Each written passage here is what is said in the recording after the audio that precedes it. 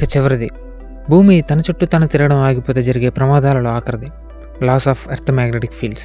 జనరల్గా ప్రతి ప్లానెట్కి లేదా స్టార్కి సొంతంగా మ్యాగ్నెటిక్ ఫీల్డ్ సిస్టమ్ ఉంటుంది.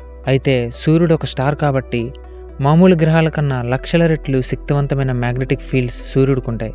ఇవి ఎంత పవర్ఫుల్ అంటే కొన్నిసార్లు సూర్యుని ఉపరితలం పైనున్న లావాని అంటే చార్జ్డ్ పార్టికల్స్ని, రేడియేషన్ని ఈ మ్యాగ్నెటిక్ ఫీల్డ్స్ స్పేస్లోకి విసురుతూ ఉంటాయి. వీటినే CME coronal mass ejections and solar flares అంటారు. అయితే ఇవి ట్రిగ్గర్ అయిన స్పాట్లో ఏ ప్లానెట్ ఉన్నా ఆ ప్లానెట్ చాలా డ్యామేజ్ అవుతుంది. అయితే ఇలాంటి విపత్తు గతంలో కొన్నిసార్లు జరిగినా కూడా మన భూమికి ఏమీ కాలేదు. కారణం మన భూమిని అండ్ అట్మాస్ఫియర్ని కాపాడుతున్న మ్యాగ్నెటోస్పియర్ లేయర్.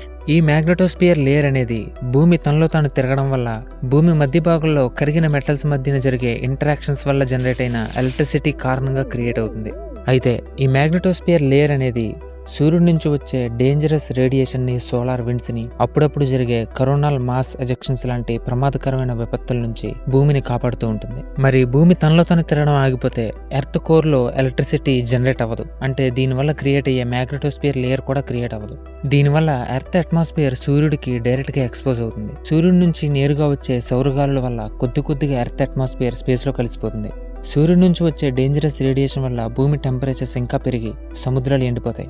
ఇంత భయంకరమైన టెంపరేచర్స్ వల్ల నీరు లేకపోవడం వల్ల కాస్త మిగిలిన జీవం కూడా అంతమైపోయి ఇదే సోలార్ సిస్టంలో మార్స్ లాంటి ఇంకో గ్రహంగా మిగిలిపోతుంది.